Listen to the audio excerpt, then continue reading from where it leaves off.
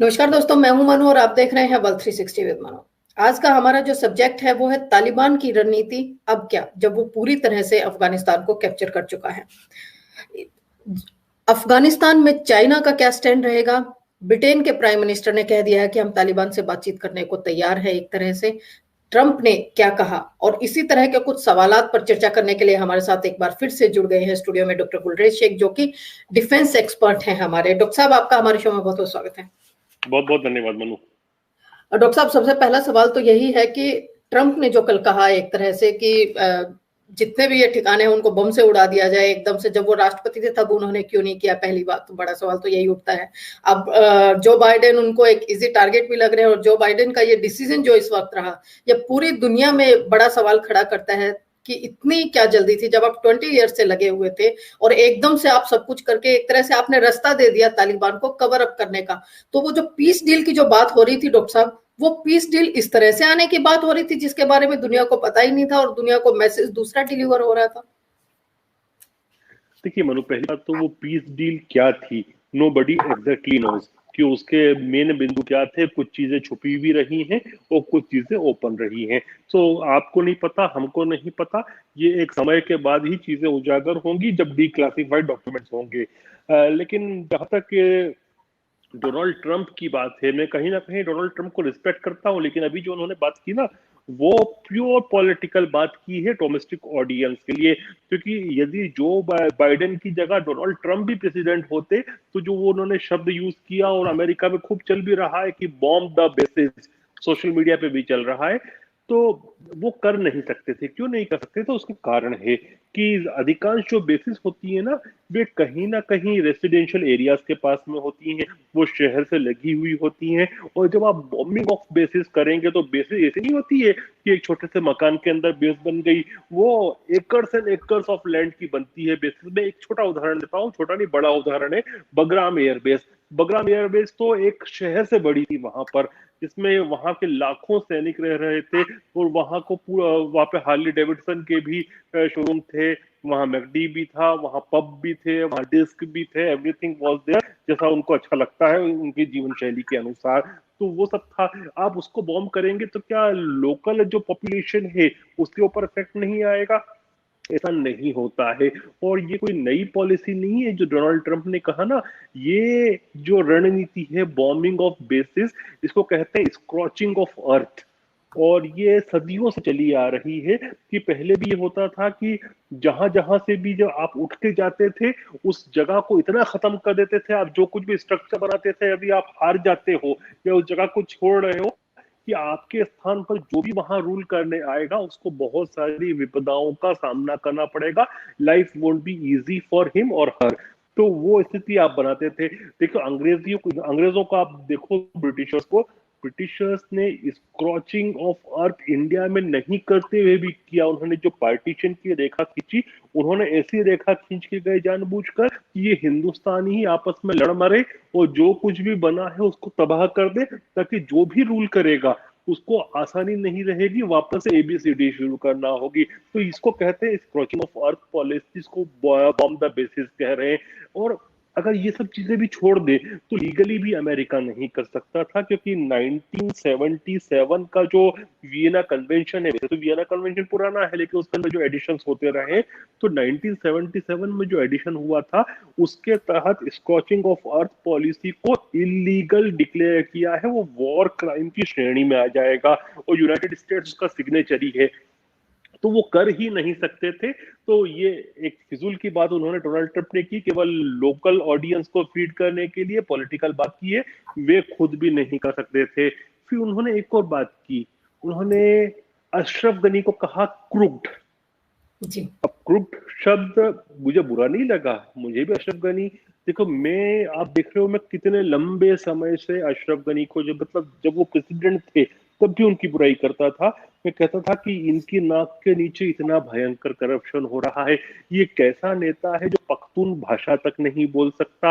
ये कैसा नेता है जिसको कोई नेता नहीं मानता, जिसको प्रेसिडेंशियल पैलेस से बाहर कोई नहीं जानता, या जानता भी है तो आदमी गाली देता है उसको कि ये कहां से आकर बैठ चुका है? तो ये इस प्रकार के लोगों को क्रिकेट नहीं बोलेंगे तो क्या कहोगे आप? देखिए, बोलना नहीं चाहिए, आपके चैनल पे ये बात, लेकिन इन लोगों का पता है, इन लोगों का जिसको टीआरपी कहो या इनके कैची पॉइंट्स क्या होते हैं जिसकी वजह से ये लोग इस टाइप के लोग आके बैठ जाते हैं।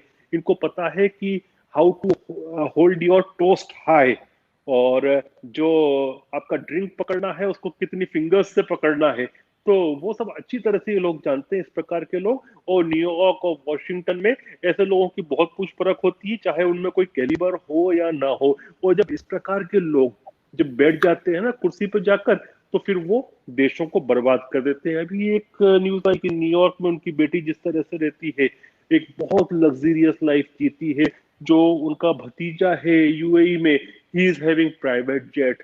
तो अब वो प्राइवेट जेट तो ये सब पैसा कहाँ से आ रहा है? फिर रशियन जो न्यूज एजेंसी ने जो बात जारी की थी कि वो बहुत सारा पैसा लेके 4 कारें और एक हेलीकॉप्टर भर के पैसा लेकर वहां से भागे अफगानिस्तान से। तो इस प्रकार के लोगों को आप क्रुक नहीं कहोगे तो क्या कहोगे, जो पूरे एक देश को बर्बाद करते। लेकिन फिर बात यही आती है आगे, वो क्या कहते हैं? वो कहते हैं कि जो बाइडेन को चाहिए था कि अशरफ गनी को अमरुल्लाह साले से रिप्लेस कर देना था। तो भैया ट्रंप ने अपना पूरा कार्यकाल इसी घनी के साथ निकाल दिया।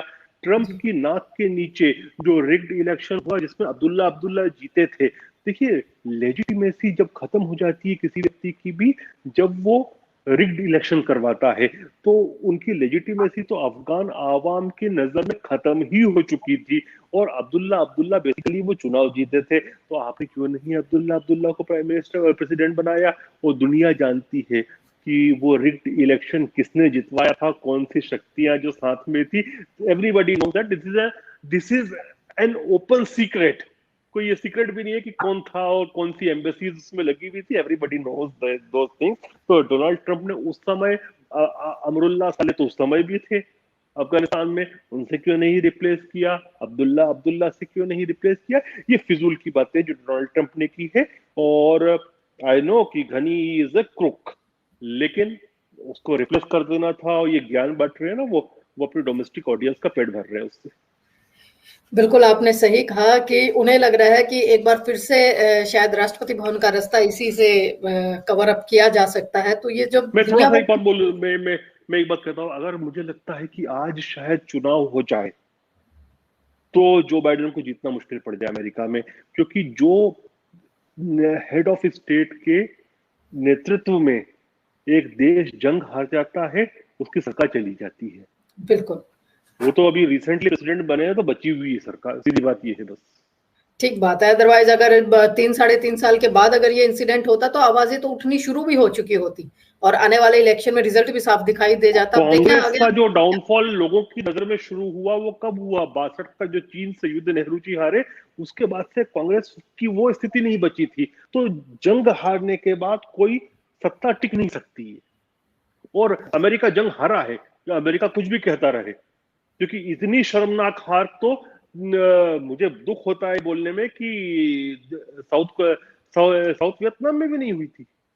जो ठीक बात। सायोगॉन में हुई थी वो इतनी शर्मनाक हार नहीं थी। वो तो धीरे धीरे हुई थी, धीरे धीरे वहां से निकले थे, बहुत सारे फैक्टर्स काम कर रहे थे, वहां पे सीधे सीधे रशिया इन्वॉल्व था। यहाँ पे कौन सा रशिया इन्वॉल्व था? यहाँ तो 20 साल तक तुमने सरकार, तुम्हारी इतने सारे देशों की पूरी नेटो की फोर्सेस बैठी थी, उसके बाद आप करप्शन नहीं रोक पाए। और मैं एक बात, let me tell you one thing, कि हमने जो 15 अगस्त को देखा ना, फॉल ऑफ काबुल हुई, ये तो जो एक खस्ता इमारत थी ना, करप्शन की वजह से जो जर्जर हो गई थी, उसका हमने लास्ट स्टेज देखी जो वो भड़भड़ा के गिरी। देखिए मनु, एक बात याद रखना, जब करप्शन रैम्पेंट होता है ना, तो सरकारें अपना इकबाल खो बैठती हैं। यही अफगानिस्तान में हुआ है। और ये अमेरिका की नाक के नीचे 20 साल तक करप्ट सरकारें, दुनिया की सबसे भ्रष्टतम सरकार में से एक थी, दुनिया जानती थी ये चीज, तब भी अमेरिका की नाक के नीचे क्यों हुआ?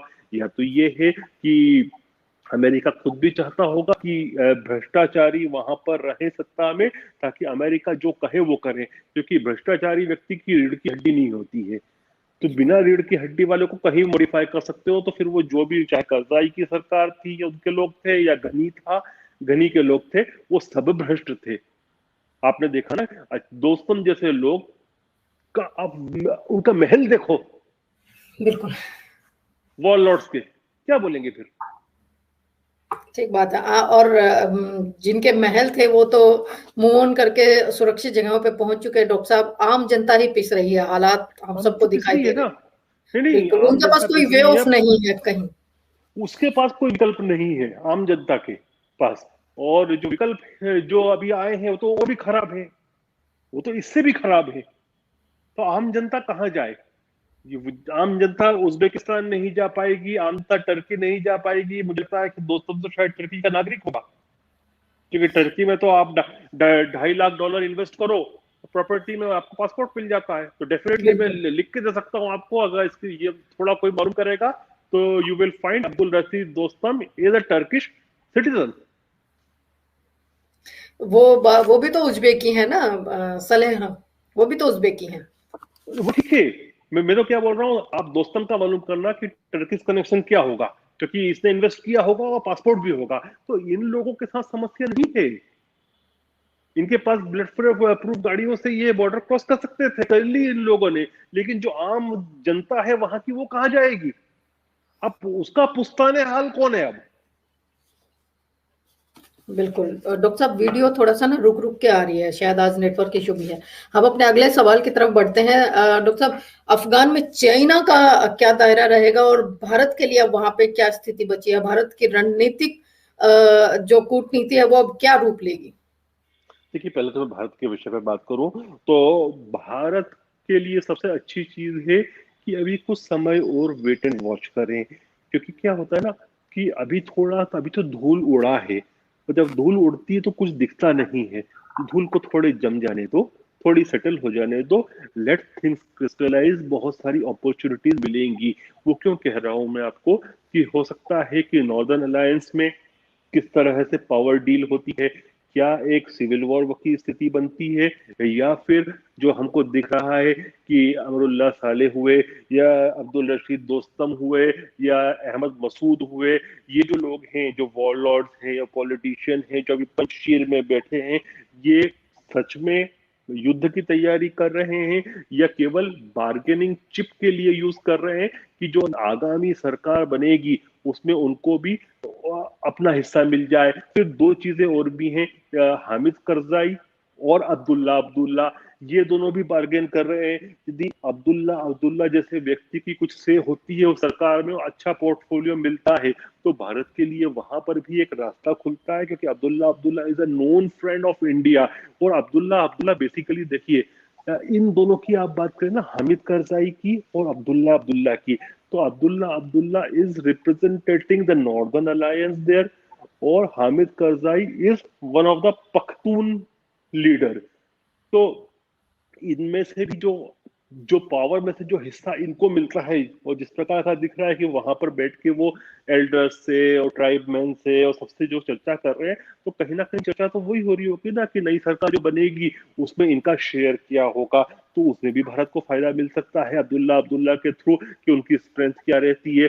फिर हमको ये भी देखना होगा कि पाकिस्तान की और तालिबान के बीच में कहाँ फिशर्स डेवलप होते हैं। क्योंकि क्या होता है कि इनिशियली तो हनीमून पीरियड चल रहा है, लेकिन उसके बाद फिशर्स डेवलप होंगे। वो क्यों होंगे? क्योंकि ये तालिबान शायद है कि इतना फर्मा बरदार नहीं रहे पाकिस्तान का कि ओबीडियंट चाइल्ड की तरह हर बात माने जो पहले वाला मानता था। उसका कारण है क्योंकि इन्होंने मॉस्को भी देख लिया, इन्होंने बीजिंग भी देख लिया, इन्होंने कतर भी देख लिया, इन्होंने अमेरिका भी देख लिया। शायद दुनिया की कोई बड़ी 5 स्टार होटल होगी जिसमें ये लोग नहीं रुके हैं इतने टाइम में, जब से ये डीलिंग्स कर रहे हैं। तो अब ये राजनीति सीख गए होंगे, कूटनीति सीख गए होंगे। और ये मुझे इसलिए भी लगता है कि देखो, मैं बोलता हूँ कि तालिबान में कोई चेंज नहीं आया होगा कॉस्मेटिक चेंज के अलावा, लेकिन एक बात तो मानना पड़ेगी कि जो पीआर कर रहे हैं वो, उस पीआर ने तो उनको काफी हद तक के फायदा पहुंचाया है। तो वो पीआर करना तो सीख गए हैं। उनके स्पोक्स पर्सन चाहे कहीं प्रेस कॉन्फ्रेंसेस करके अच्छी अच्छी बातें करने की कोशिश करके, तो कहीं ना कहीं पीआरशिप सीखे हैं, कूटनीति सीखे हैं, राजनीति सीखे हैं। तो जरूरी नहीं है कि वो पाकिस्तान की हर बात को एक ओबीडियंट चाइल्ड की तरह माने। और जब नहीं मानेंगे तो हो सकता है पाकिस्तान को बताए कि हमारे एहसान तुम्हारे ऊपर ये हैं, वो उसकी वजह से कहीं ना कहीं दरारें बने, तो उस दरारों को भी हम भरने की कोशिश कर सकते हैं। देखो मनु, जो डिप्लोमेसी होती है ना, ये रोज बदलती रहती है, इट्स वेरी वोलेटाइल। तो भारत को मुझे लगता है कम से कम 6 महीना वेट करना चाहिए।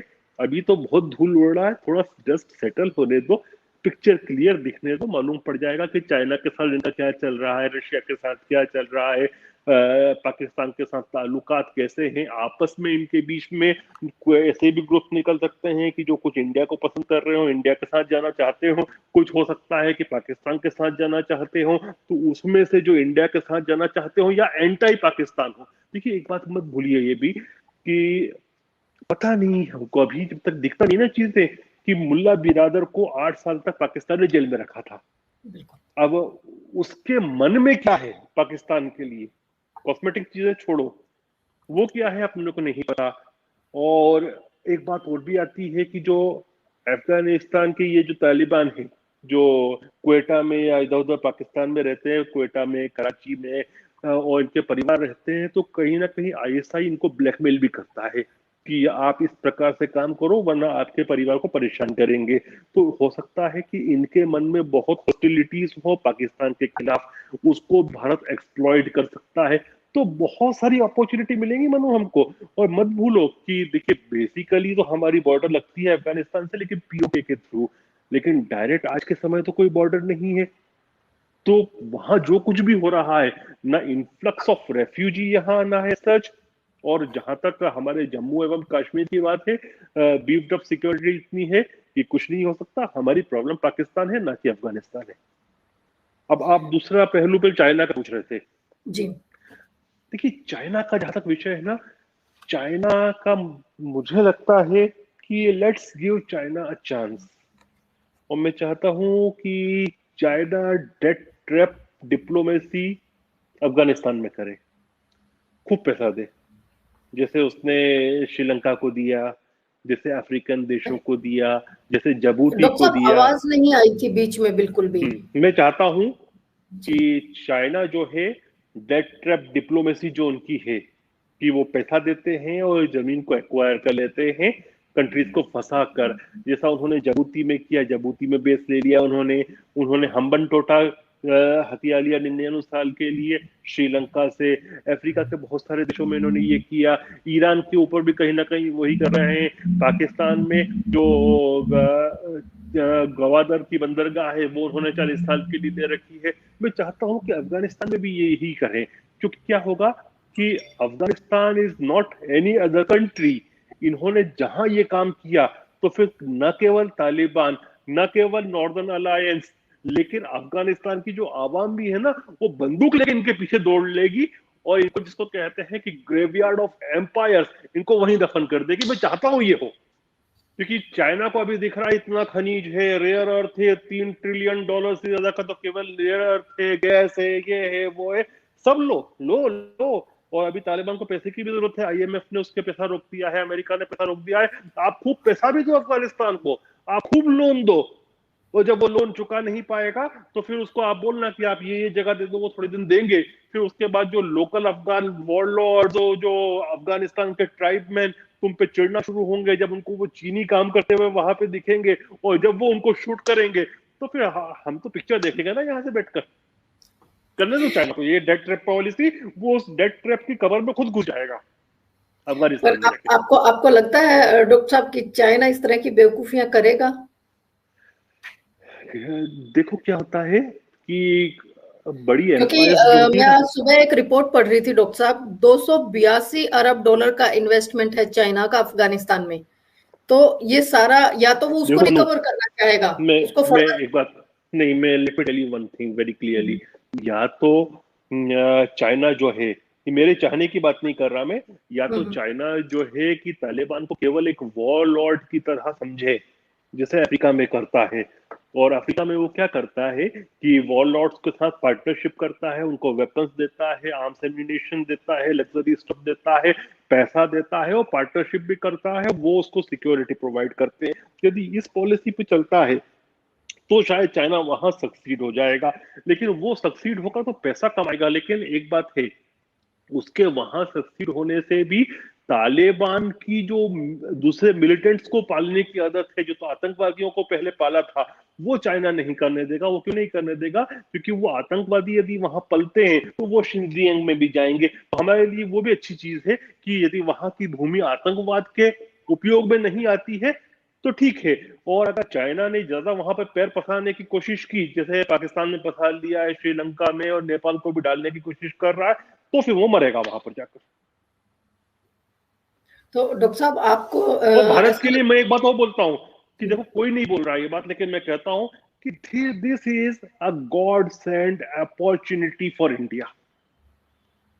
कोई इस एंगल से नहीं देख रहा, लेकिन मैं उसको दूसरे डिफेंस के एंगल से देखता हूं। क्योंकि जब से भारत आजाद हुआ है 1947 से, हम हमेशा हमारे या तो वेस्टर्न नेबर अर्थात पाकिस्तान या फिर ईस्टर्न नेबर चीन की वजह से जो हमारी लैंड डिफेंस था उसी के ऊपर ध्यान देते रहे। लेकिन साउथ को हम देखें, जो कि हमारा वाटर है, जो वाटर बॉडीज है, जो वहां पर साउथ चाइना सी और पूरा इंडो पैसिफिक शुरू होता है, वो ज्यादा बड़ी ट्रेड रूट है। लेकिन हमारी नेवल शक्ति जैसी बढ़नी चाहिए थी, हम ध्यान ही नहीं दे पाए, क्योंकि हमारा आधा ध्यान या तो पाकिस्तान से अपनी जो लैंड डिफेंस था उस पे, उसको मुस्तैदी करने पे लगा रहा, या कश्मीर पे लगा रहा, या फिर चाइना वाली बॉर्डर पे लगा रहा। तो पहली बार है कि पाकिस्तान जो है, अभी तो पाकिस्तान के ऊपर बहुत सारी प्रॉब्लम्स आ रही है मनु। जैसे जैसे अफगानिस्तान में चीजें डस्ट और सेटल होंगी ना, पाकिस्तान में धूल उड़ेगी। तो पाकिस्तान अभी तो पूरा के पूरा एंग्रॉस हो जाएगा वहां पर अफगानिस्तान में। तो हमको केवल काउंटर टेररिज्म ऑपरेशन चलाने हैं, लेकिन हम ज्यादा जो ध्यान है मिलिट्री एसेट्स बनाने का, वो हमारे जो नेवल बॉर्डर्स है, जो इंडो पैसिफिक वाला एरिया है, उस पर तवज्जो दे सकते हैं। इसलिए मैं कहता हूं कि this is a godsend opportunity for अस।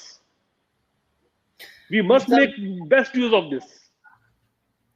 साहब तालिबान की तरफ से भी ये जो बयान आया था कि भारत ने जो वॉलफेयर वर्क किया, एक तरह से जो वो अफगानी लोगों के लिए वो कर रहे थे, वो अपने उसको जारी रखें। तो आपको क्या लगता है कि भारत सरकार को उसको कंटिन्यू करना चाहिए, क्योंकि स्कूल बनाए गए, डैम बनाए गए, तो तालिबान उनको किस तरह से यूटिलाइज करेगा? अभी बोलना अपरिपक्व होगा। थोड़ा सरकार यदि बनती है तो उसमें प्लेयर्स कौन कौन रहते हैं, जो प्रो इंडिया प्लेयर थे उनकी क्या स्थिति परिस्थिति रहती है, इनके नजरिया जो दिखता है ग्राउंड पर वो कैसा रहता है, थोड़ा डस्ट सेटल होने दो। अभी कुछ भी बोलना, मैं बोलता हूँ अभी कुछ भी एक्शन लेने से अच्छा है कि चुपचाप खामोश रहो, वॉच करो। हमारी बॉर्डर पे वैसे भी कुछ नहीं हो रहा है। Let the things crystallize. जब धूल गिरेगी तो दिखेगा कि पिक्चर क्या है।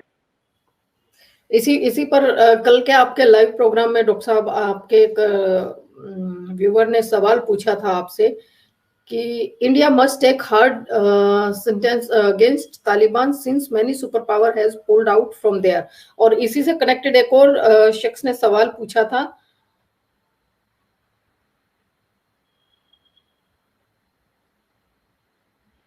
और उन्होंने ही पूछा था, ये समर सिंह ने, Taliban should never be trusted since Pakistan will try to spread terror in Kashmir with Taliban, this is said by many defence expert. तो आपने इसी बात को कहा कि हमें वेट एंड वॉच की स्थिति में एक तरह से वेट एंड वॉच करना रहना है। चाहिए फिलहाल। अभी कुछ नहीं करना हमको। और जो हार्ड स्ट्रेंथ की बात है, हार्ड स्ट्रेंथ क्या क्या हम फौज भेज दें? मैं बोलूंगा बिल्कुल नहीं भेजना चाहिए। देखिए, हमको दूसरे की आग में अपने हाथ नहीं जलाने हैं, पहली बात। दूसरी बात, यदि हम अपनी फौज के ऊपर निवेश करना है तो मैं कह रहा हूं हमारी नेवी को स्ट्रेंथन करना है, जिसकी बहुत आवश्यकता है। चीन की नेवी बहुत स्ट्रांग है, हमको उस क्षेत्र में ध्यान देना है। और आप ही बताइए ना कि आप चलिए, आप अफगानिस्तान में तालिबान के खिलाफ नॉर्दर्न अलायंस को या अहमद मसूद को किसी को हेल्प भी करना है, तो आप करेंगे किधर से? आपको क्या पाकिस्तान अपना रास्ता यूज करने देगा? नहीं करने देगा। क्या ईरान करने देगा? मान के चलो नहीं करने देगा। क्यों नहीं करने देगा? तालिबान उसको नहीं करने देगा ऐसा। और उसके तालिबान के और अफगानिस्तान के साथ इंटरेस्ट जुड़े हैं, वो एंटोगोनाइज इस प्रकार से नहीं करेगा। फिर आपको कौन चाइना करने देगा? कभी नहीं करने देगा। आप क्या सोचते हैं कि भान कॉरिडोर से जाएंगे? नहीं जा सकते आप। अब बसता एक ही तरीका है कि बाय एयर जाओ। वो बाय एयर जाने की कॉस्ट कितनी होती है? It's tremendous cost. तभी तो अमेरिका भी चाहता था कि पाकिस्तान उसको एयर बेसिस दे दे ताकि वहां से यूज कर सके। तो हमको कुछ भी नहीं करना चाहिए, वेट एंड वॉच की नीति को अपनाएं और अपने नेवल डिफेंसेस को मजबूत करें। बहुत अच्छा समय है जब अभी इस जो बिग गेम ग्रेट गेम चल रहा है उसमें चाइना भी कहीं ना कहीं लगा हुआ है, पाकिस्तान का भी दिमाग उधर लगा हुआ है, तो भारत को चाहिए कि अपनी नेवल शक्ति को बढ़ाए। डॉक्टर साहब, एक बड़ा सवाल उठ रहा है इस सारे जो इस एकदम से मैस हुआ और एकदम से अमेरिका निकल रहा है और ये स्थिति है। बड़ा सवाल सबसे ये आता है कि 20 साल से जिस अफगान सेना को अमेरिका ने ट्रेन किया, उसने अचानक हथियार क्यों डाल दिए? क्या सिर्फ राष्ट्रपति का देश से निकल भागना इतना बड़ा वो कर सकता है कि एक पूरी की पूरी आर्मी सरेंडर कर दे एक तरह से? वो तालिबानी, वो भी जिसको घोषित आतंकी ग्रुप कहा गया है वर्ल्ड वाइडली। देखिए, इसके मल्टीपल रीजन होते हैं, कोई एक रीजन नहीं होता। एक पहला रीजन तो मैंने आपको बताया कि जो करप्शन होता है वो सरकारों का इकबाल खत्म कर देता है। और याद रखना मनु, सरकारें इकबाल से चलती हैं, अपने चाबुक से नहीं चलती। तो घनी सरकार का इकबाल खत्म हो चुका था। और ये चीज हमने अभी से नहीं देख रहे हैं कि अफगान नेशनल आर्मी की स्थिति बहुत खराब थी 2015 में। याद करो, कुंदूज कुछ समय के लिए तालिबान ने हथिया लिया था। उस समय भी हमने देखा था कि अफगान सेना के मॉरल्स बहुत डाउन है और करप्शन बहुत रैम्पेंट है।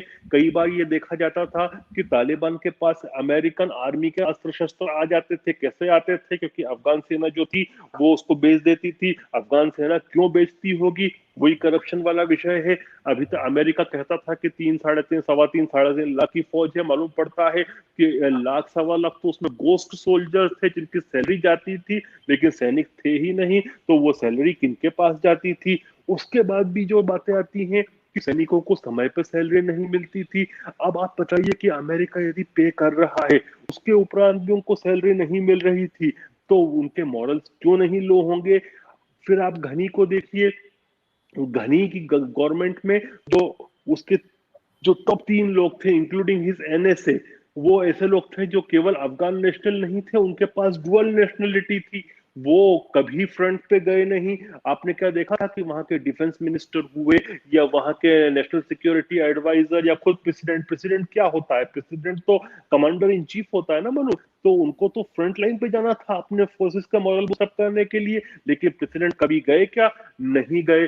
फिर वॉरलॉर्ड्स जो थे, देखो एक बात मत भूलिए, जब से अफगानिस्तान की इन्वेशन हुई उसके जस्ट बाद बुश ने जो इराक वाला चैप्टर खोला, तो बुश का पूरा ध्यान अमेरिका का इराक के एडवेंचर पे चला गया और अफगानिस्तान को उन्होंने छोड़ दिया वॉरलॉर्ड्स के सुपुर्द।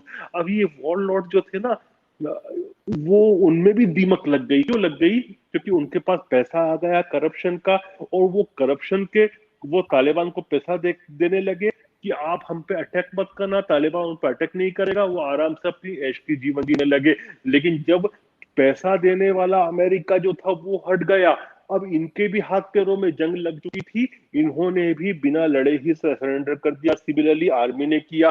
फिर दूसरा आप ये देखिए, अब्दुल रशीद दोस्तम क्या कह रहा था? वो कह रहा था ना कि अभी भी इसलिए मैं कह रहा हूं क्योंकि ये जो 5 लोग बैठे हैं पंचशीर में, इन पे भी मुझे विश्वास क्यों नहीं आ रहा कि ये लड़ने के लिए बैठे हैं। मुझे लगता है कि हो सकता है ये बार्गेन कर रहे हैं पावर के लिए। उसमें अब्दुल रशीद दोस्तम भी है। दोस्तम ने ये कहा था सरेंडर करने के एक दिन पहले, वो कहता है कि वो जा रहा है मजार शरीफ अपनी फौजों को लेकर, और वो बिना लड़े उसकी फौज 2-3 घंटे तक के कुछ ना कुछ करते रहे, थोड़ा बहुत फायरिंग करते रहे, उसके बाद सरेंडर कर दिए। अब मैं जो लिंक जोड़ता हूं, क्योंकि उसके एक दिन पहले क्या हुआ था, तालिबान ने उसके लड़के को अगवा कर लिया था। और ऐसा तो उतना भी दिलेर उसका बेटा नहीं होगा, कितना ही बड़ा कमांडर हो, कि तालिबान के कब्जे से अकेला छूट के भाग गया हो। मतलब ये हुआ होगा कि तालिबान का उसका निगोशिएशन हो गया कि आप मेरे बेटे को छोड़ दो, मैं आपसे लड़ूंगा नहीं। तो इस तरह से भी पूरी डीलिंग हुई वहां पर, जो मुझे साफ साफ दिखता है। और डेफिनेटली जो सरकार थी उसका कोई इकबाल नहीं था। फिर आप ये देखिए ना, डू यू नो कि वहां की जो भाषा है, मेन भाषा पख्तून है। घनी को या उनके नेशनल सिक्योरिटी एडवाइजर को पख्तून तक बोलना नहीं आती थी, तो आप आम अफगानी का विश्वास कैसे जीत सकते हो? तो इस प्रकार के सर्कमस्टेंसेस में मैं बोलता हूँ अमेरिका की गलती है कि आपके नाक के नीचे जिस पपेट गवर्नमेंट को आपने बिठा रखा था, वो ही जिस इतनी करप्ट थी, वो इतनी लोगों में नापसंदीदा थी, कि उसकी वजह से फौज के मॉरल्स डाउन हो गए, और अंततोगत्वा हमने देखा कि क्या हुआ, वो क्रम्बल हो गए, बिना लड़े। आप ये देखिए ना कि नया नया इक्विपमेंट छोड़ के उन्होंने तालिबान को दे दिया। और एक बात और भी याद रखिए कि अफगानिस्तान की एक इतिहास भी है कि वहां का जो सैनिक होता है ना, वो हमेशा विनिंग साइड के साथ रहता है। उसको दिख गया होगा कि अब कौन जीतने वाला है, तो वो उसके साथ चला गया। क्योंकि जो किसी को बुरा नहीं मानना चाहिए इस चीज पर, क्योंकि मार्शल रेस का कॉन्सेप्ट हमारे यहाँ भी कहीं ना कहीं होता है। और आप भी मार्शल रेस से हो, आई नो, इसलिए मैं ये बोल रहा हूँ कि Manu is also from the martial race. लेकिन मार्शल रेस का एक साइकोलॉजी आप समझो। मार्शल रेस वो होती थी, चाहे पठान हुए या फिर हमारे पंजाब भी, किसी के बारे में नहीं बोल रहा, लेकिन मार्शल रेस का मतलब लड़ना ही उनका काम होता था। वो किसके लिए लड़ना, ये बात नहीं थी। हमने देखा कि मार्शल रेस हिंदुस्तानियों के साथ भी लड़ी, मार्शल रेस जो बाहर से विदेशी आक्रमणकारी आए उनके साथ भी लड़ी। जब ब्रिटिश राज आया तो ब्रिटिश फौज में भी वही मार्शल रेस हुआ करती थी। तो ये अफगान भी मार्शल रेस है, इनका काम, इनका जीवन चलता है, इनका ऑक्यूपेशन है लड़ना। तो जो जीतता है उसके साथ चले जाते हैं, जो सैलरी देता है उसके साथ चले जाते हैं। तो मुझे लगता है कि ये भी एक बहुत कुछ एक रीजन है। और ये अफगानिस्तान में अक्सर हुआ है, पहले भी हुआ है कि विनिंग साइड के साथ चले जाते हैं। तो वो उनको दिख गया, उनके मॉरल इसलिए डाउन थे क्योंकि जो भी, देखो एक बात और भी, अमेरिका की एक गलती भी थी कि उसने जो अफगान नेशनल आर्मी थी उसको बिगाड़ दिया था। बिगाड़ क्यों दिया था? उसको उन्होंने ट्रेन कैसे किया, जैसे फर्स्ट वर्ल्ड आर्मी को ट्रेन करते हैं। अब कोई भी थर्ड वर्ल्ड आर्मी को आप वो सब फैसिलिटीज नहीं दे सकते। जिस प्रकार की फैसिलिटीज, जरा सी छोटी सी कैजुअलिटी होगी तो चॉपर्स आ जाएंगे, इस प्रकार का नहीं होता है। वो बिना एयरफोर्स के असिस्टेंस के कुछ भी नहीं कर सकते। तो उन्होंने उसको जो ट्रेन किया ना, वो पूरा अमेरिकन पैटर्न पे किया। लेकिन जब अमेरिकन चले गए तो वो पैटर्न नहीं बचा। साथ में जब कॉन्ट्रैक्टर्स भी चले गए, क्योंकि जो एयरफोर्स की बात करते हैं वो कौन ऑपरेट करवा रहा था नेटो की एयरफोर्स को, वो कॉन्ट्रैक्टर्स करवा रहे थे। जब कॉन्ट्रैक्टर्स भी नहीं बचे, जब अमेरिकन भी नहीं बचे, जब एयर पावर ढंग से नहीं बचा, तो वो फौज जिस प्रकार से तैयार हुई थी वो उसके मोरल से चले गए थे ना। जैसे ही हम, और आप ये सोचिए कि एक सैनिक की मनोदशा को समझो मनु, कि जो अपनी जान पर खेल के लड़ रहा है, अगर उसको लगे कि जो लोग हम जिन लोगों ने हमको ट्रेन किया, अर्थात अमरीकी, वो बगराम की सबसे बड़ी एयरबेस को रात को 3:15 बजे बत्ती बंद करके चले जाएंगे बिना बताए, तो उसका मॉरल कहाँ जाएगा? आपने देखा स्कैंडिनेवियन कंट्रीज ने किस तरह से एम्बेसीज छोड़ी है वहां पर। मतलब बिल्कुल। एम्बेसी की स्टाफ तक को नहीं बताया, और फिर जब वो ईमेल कर रहे तो ईमेल उनके ब्लॉक कर दिए। तो जब ऐसा होगा तो फिर फौजों के मॉरल कैसे बचेंगे जिनको आपने ट्रेल किया था? ये अपने आप में बहुत बड़ा सवाल है डॉक्टर साहब कि जब अपने अपने देश के लोग अपने ही लोगों को छोड़ जाएंगे तो फिर वो अफगानियों की किसको फिक्र है, जब अपनों ही की फिक्र नहीं रही है ऐसी स्थिति में। और इससे सब बड़ा सवाल ये पूरी दुनिया के सियासतदानों के लिए खड़ा होता है कि जब भी इस तरह की सिचुएशन आए, आप अपने कोई भी देखिए, डिप्लोमेटिक लोग हों या फोर्सेस हों, आप जब वॉर जोन में उनको फ्री हैंड छोड़ देंगे, उनके पास वे ऑफ नहीं होगा कहीं जाने का, तो वो अपने देश आकर अपने देश के लिए क्या सोचेंगे डॉक्टर साहब? ये अपने आप में बड़ा, वो आप उनसे नेशनलिस्ट या इस तरह की कैसे उम्मीद करेंगे, क्योंकि उन्हें बुरे वक्त में उनके ही देश ने छोड़ दिया। और इस वक्त अफगानिस्तान में भले ही दिख रहा हो कितने सारे फोर्सेस वाले प्लेन जा रहे हैं, लोगों को निकाला जा रहा है, लेकिन कुछ किन हजार लोगों को लोगों को अभी निकाला तक जा रहा है? निकाला गया है। नहीं, जी। मैं एक बात और कहता हूँ इसमें कि 2-2.5 हजार अफगानियों को अमेरिका ने एयरलिफ्ट किया है। और उसके लिए भी ज्यादातर के लिए वो कोई थर्ड कंट्री ढूंढ रहे हैं, जैसे बांग्लादेश उनको ले ले। भैया बांग्लादेश क्यों लेगा? कोई बांग्लादेश तीसरा ने तो कंट्री वैसे को भी लेगा? मना कर दिया डॉक्टर साहब। नहीं नहीं, क्यों लेगा?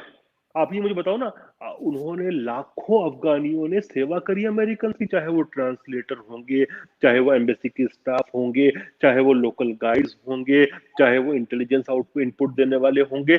अब आप उनको छोड़ के चले गए। क्या आपका ये कर्तव्य नहीं बनता था कि एटलीस्ट उनको वीजा देकर अपने देश में बुला लो, जिन्होंने तालिबान के सामने बिल्कुल खड़े रहे आपके साइड बाय साइड? सही बात है। तो इसके बाद विश्वास कौन करेगा? आपने यही चीज कुर्दों के साथ की।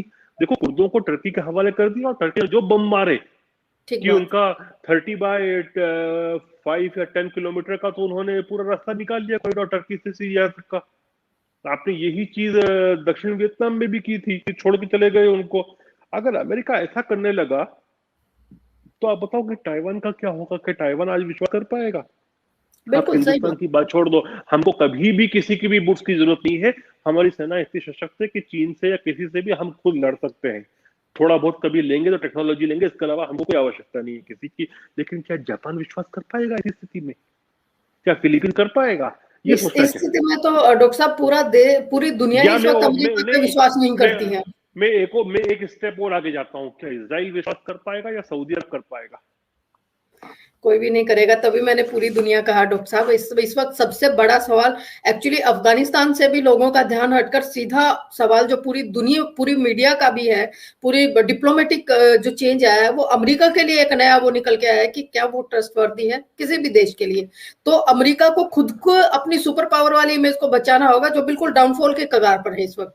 और हो सकता है अगले कुछ सालों में हो भी जाए, तो हमारा तो पैरेलली, हमारे तो पड़ोस में ही सब कुछ तैयार हो रहा है। डॉक्टर साहब हम अपने अगले सवाल की तरफ बढ़ते हैं, जिसपे जी, जो अब कल ही प्राइम मिनिस्टर ब्रिटेन ने जॉनसन ने कहा कि हम तालिबान के साथ बात करने के लिए तैयार हैं। और उन्होंने ये भी कहा क्योंकि बहुत सारे ब्रिटिशर्स अभी भी वहां फंसे हुए हैं जो एयरपोर्ट तक भी नहीं पहुंच पाए हैं, तो वो उनके लिए भी रास्ता निकालने की कोशिश कर रहे हैं। लेकिन उनको या तो कह लीजिए कि बैक चैनल में उनकी डिप्लोमेसी डायरेक्ट डील करने में कामयाब नहीं हो पा रही है। तो जहां एक तरफ ब्रिटेन अपने लोगों के लिए प्रॉब्लम में है, वहीं उन्होंने, तो क्या ये एक डिप्लोमेटिक स्टैंड है पीएम जॉनसन का कि इस तरह से हो सकता है तालिबान उनके लोगों को निकलने का एक रास्ता दे दें? नहीं, मुझे ये नहीं लगता। इसलिए नहीं लगता क्योंकि जो अमेरिका की जो डील हुई, देखो एक बात है कि इनकी डील का कहीं ना कहीं ये पार्ट होगा कि अमेरिकन फोर्सेस के ऊपर तालिबान अटैक नहीं करेगा जब वो निकलेंगे। और हमने देखा कि अमेरिकन फोर्सेस के ऊपर उन्होंने अटैक नहीं किया। तो जो बंद कमरों में इनकी दोहा में डील हुई है उसमें अमेरिका, नेटो, ब्रिटेन, इनके ऊपर और इनके नागरिकों के ऊपर शायद अटैक यूं भी नहीं होगा। अब ये किस दृष्टिकोण से ये बात बोल रहे हैं बोरिस जॉनसन, ये सोचने वाली बात है। इसीलिए मैं बार बार कह रहा हूं कि अभी पिक्चर क्लियर नहीं हुई है। हमको ये भी नहीं पता है कि इन पश्चिमी देशों ने तालिबान के साथ अंदर बैठ के कमरों के अंदर क्या डील करी है। गॉड नोस क्या डील करी है। ठीक बात है। ये स्थिति बिल्कुल वैसी ही है, लगता है डॉक्टर साहब, जैसी इसराइल के लिए जब किया गया था। एक तरफ फिलिस्तीन से डील की गई, एक तरफ इसराइल से की गई, और जब एकदम से निकले तो वो देख लिया अब पिछले इतने सालों से सब कुछ कैसे चल रहा है। तो वो यूरोपियन कंट्रीज का भी एक जो फेस है वो पूरी दुनिया को पता है। ये अलग बात है कि भले ही वो साइलेंट है, और अमेरिका का भी जो एक छिपा हुआ चेहरा था वो अब दिखाई दे रहा है। पिछले 10 सालों में तो स्टेप बाय स्टेप दिखाई देने लगा है। डॉक्टर साहब, कल आप जब लाइव प्रोग्राम में थे तो हम आपके 2-3 व्यूवर्स के सवाल ले लेते हैं। तो आपने उनको कहा भी था कि हम कल के प्रोग्राम में उनको जवाब देंगे। तो शिवांश बुद्धा जी थे, उन्होंने लिखा था कि why Muslim countries are silent on विंगर जिनोसाइड, इवन कॉमन मुस्लिम। देखो, सब कंट्रीज चुप नहीं है, लेकिन चुप कौन है? जिनके ऊपर अमेरिका ने सैंक्शन लगा रखे हैं, क्योंकि उनके पास चाइना के अलावा कोई विकल्प नहीं दिखता है। वो चाइना और रशिया के पास जाते हैं। मैं उदाहरण देता हूँ, ईरान। ईरान के पास ज्यादा कोई विकल्प नहीं है, इतने सैंक्शंस में लगा हुआ है। सीरिया, सीरिया के पास कोई विकल्प नहीं है चाइना और ईरान के पास जाने का। अथवा और जहां तक आप गल्फ की कंट्रीज की बात करते हैं, उनसे कुछ भी अपेक्षा मत रखें आप किसी चीज में भी। वो अपने हित में किस हद तक चले जाते हैं वो हमेशा सबने देखा है। तो do not expect anything human from them. लेकिन सब कंट्रीज का नहीं है। बहुत से कंट्रीज बोलते भी हैं लेकिन उनकी ताकत इतनी नहीं है कि वो माइटी चाइना के सामने बोल पाए। बहुत सौ ने पैसा ले रखा है चाइना के साथ और वो इन डेप्थ हैं तो नहीं कह सकते। बहुत सौ के ऊपर यूनाइटेड स्टेट्स ऑफ अमेरिका के सैंक्शंस लगे हुए हैं, तो उनके पास कोई विकल्प नहीं बचता है चाइना और रशिया के पास जाने का। अथवा तो ये सब कारण है जो, क्योंकि बहुत विभाजित दुनिया है और अल्टीमेटली फिर नेशनल इंटरेस्ट जो होता है वो ट्रैक करता है। आपके दूसरे एक और व्यूअर थे, उन्होंने सवाल पूछा था, यही है शिवांश बुधाई ने, इन्होंने पूछा था कि do you believe that Joe Biden himself is hesitate to take strict against action China as usual. मुझे लगता चाइना है अमेरिका। मुझे लगता है चाहे वो जो बाइडन हो या ट्रंप हो, ट्रंप तो फिर भी थोड़ा बहुत कर लेते थे। लेकिन American establishment in general is complacent with China. और मैं तो बार कहता हूँ मनु, मालूम करो कि जो वहां पर कंपनीज काम कर रही हैं चाइना की, उनके बोर्ड में कौन कौन पॉलिटिशियन, कौन कौन ब्यूरोक्रेट की फैमिली से, आपको मालूम पड़ जाएगा कौन कितना मिला हुआ है। बहुत सारे लोग मिले हुए हैं चीन के साथ, बहुत सारे लोगों को चीन ने आर्थिक लाभ दिए हैं, और उसी कारणवश वो चीन के खिलाफ एक्शन नहीं लेते हैं। आपके एक और व्यूवर का सवाल था, डॉक्टर साहब समर सिंह हैं, इन्होंने पूछा था कि क्या आपको लगता है कि तालिबान ने जो एक तरह से विक्ट्री हासिल की अफगानिस्तान में, और अलग अलग देश जब एक तरह से इनको अप्रूवल देंगे, क्योंकि आपको पता ही है कि ऑलरेडी चाइना, रशिया और पाकिस्तान ने तालिबान सरकार को अप्रूवल दे दिया, मान्यता दे दी है, तो क्या ये ग्लोबल टेररिज्म को इनहेंस करेगा डॉक्टर साहब? देखिए, अभी मान्यता तो किसी ने भी नहीं दी है, और वो क्यों नहीं दी होगी, उसके पीछे मुझे लगता है कि बहुत सारी डील होंगी। डील होंगी माइनिंग की, डील होगी रास्तों की कि कहाँ से रास्ते निकलेंगे, और उनके खुद के इंटरेस्ट हो क्या क्या हो सकते हैं। तो रशिया भी डील करेगा, ईरान भी करेगा, चाइना भी करेगा, उसके बाद ये लोग मान्यता देंगे। लेकिन डेफिनेटली जो बहुत सारी उग्रवादी तंजीमें हैं, मिलिटेंट ऑर्गेनाइजेशन हैं, टेररिस्ट ऑर्गेनाइजेशन हैं, उनके हौसले तो बुलंद होंगे, क्योंकि जो डोमिनोज इफेक्ट होता है वो कहीं ना कहीं तो काम करता है। वो कितना करता है ये एक प्रश्न चिन्ह है, उस पर एक प्रश्नवाचक चिन्ह आप लगा सकते हो, लेकिन करता तो है। डॉक्टर साहब, मेरा आखिरी सवाल है, इतने जो स्थिति इस वक्त पूरी अफगानिस्तान की हम सबको दिखाई दे रही है, कहीं ना कहीं कुछ ना कुछ वीडियोस आ रही हैं, कोई न्यूज आ रही है, जो भी बहुत हॉरिबल एक तरह की सिचुएशन है वहां पे आम लोगों की खासकर। बाकी जो जो रिसोर्सफुल थे या जिनका नेटवर्क था, वो सब पहले ही से अपना प्लान भी तैयार करके बैठे हुए थे और वो मूव ऑन कर गए। तो इतने सब कत्लो आम और इस तरह का सब करने के बावजूद अगर साल 6 महीने बाद तालिबान अपने आप को थोड़ा सा मॉडिफाई करता है और थोड़ा बदलाव लेके आता है, और मॉडिफाई वो सिर्फ उतना ही करेगा जो दुनिया को दिखाने का एक चेहरा होगा, अफगानिस्तान के अंदर तो क्या होगा वो तो सिर्फ अफगानी लोग ही जानते होंगे। तो ऐसी स्थिति में आपको क्या लगता है कि वो अपने पड़ोसी मुल्कों के साथ एक दोस्ताना बिहेव की जब बात करेंगे तो क्या वो भरोसे के लायक रहेंगे? जब तक उनकी एक्शन कुछ दिखती नहीं है तब तक कहना, क्योंकि पुराना एक्सपीरियंस तो बहुत खराब है उनके साथ। तो अभी जो कोई भी बोलेगा वो केवल बोलने के स्तर पर कहता है, इसका कोई एनालिसिस नहीं कर सकता कि जो ये पीआर स्टंट है, क्या ये पाकिस्तान ने इनको ट्रेनिंग दी है कि मीडिया को कैसा फेस करना, और दिखाने के दांत अलग हैं, खाने के दांत अलग हैं। अभी तो कुछ भी बोलना असंभव है, लेकिन मुझे नहीं लगता कि बहुत ज्यादा चेंज आएगा इन लोगों में। लेकिन वेट एंड वॉच, मैं इसलिए कहता हूं कि 6 महीने साल भर भारत को रुकना चाहिए। कोई जल्दबाजी करने की जरूरत नहीं, अपने नेवल पावर को इंक्रीज करें, लड़ने मरने दो पाकिस्तान को, चीन को।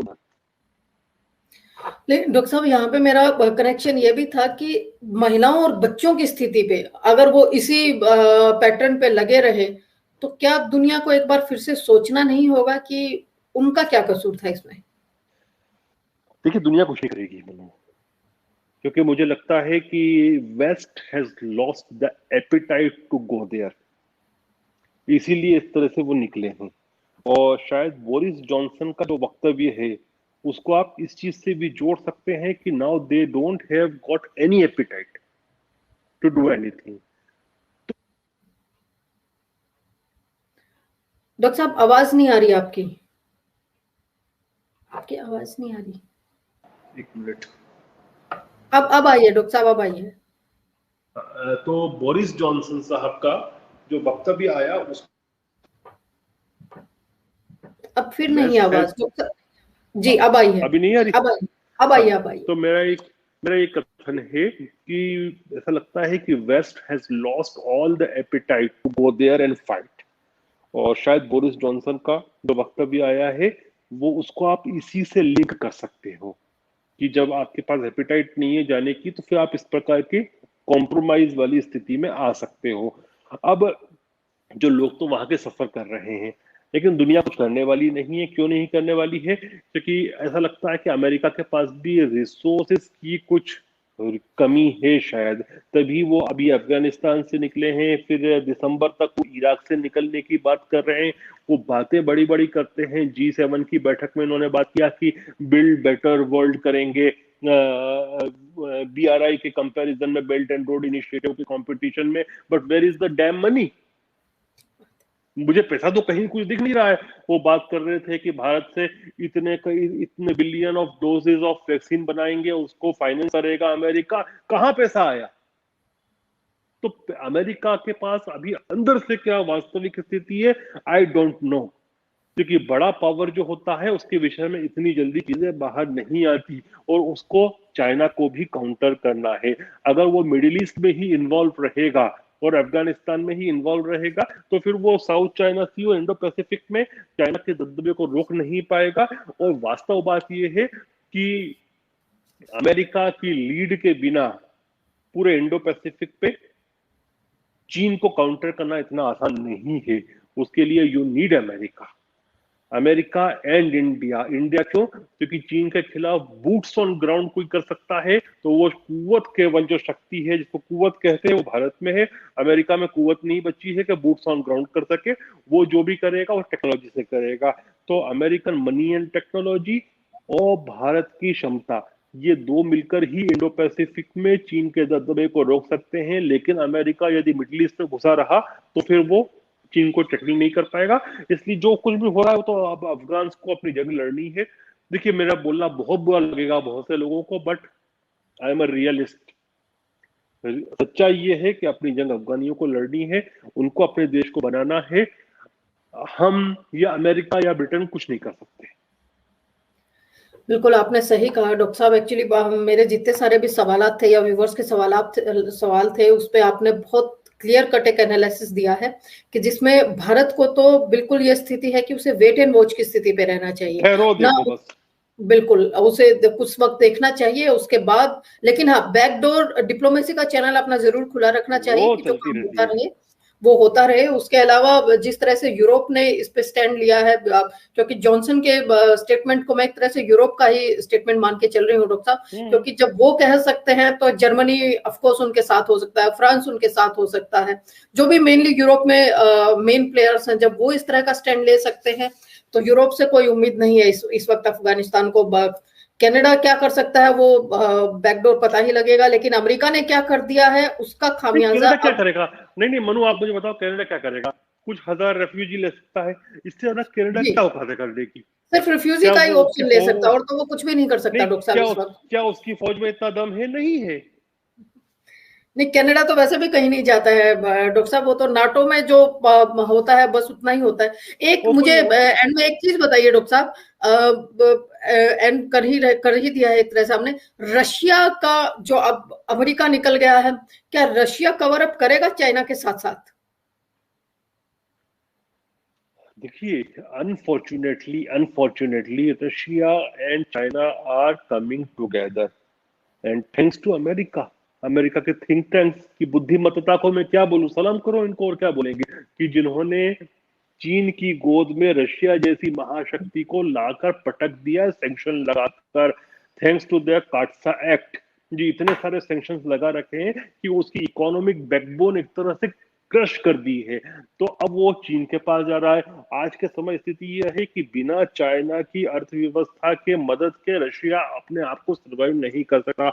अब ये क्या हो रहा है कि चीन का पैसा और रशिया की टेक्नोलॉजी और मिलिट्री माइट, ये बहुत फेटल कॉम्बिनेशन बनता है, और इसके लिए कोई रिस्पॉन्सिबल है तो केवल अमेरिका। और अमेरिका ने जिस प्रकार से रशिया को पिटाई करी एक तरह से, आप देखो ना कि जब सोवियत यूनियन का कोलैप्स हुआ, जब वॉर्सा पैक्ट खत्म हो गया, तब नेटो की क्या जरूरत थी? लेकिन नेटो को केवल जिंदा नहीं रखा गया बल्कि एक्सपांड किया। एक्सपांड कहां तक किया कि रशिया की बिल्कुल बॉर्डर तक लाके खड़ा कर दिया। और वो क्यों किया? क्योंकि जो रशिया के आसपास के जो नए नए देशों को जोड़ते गए, उनको ये डराते गए कि रशिया है किसी दिन भी कुछ कर सकता है।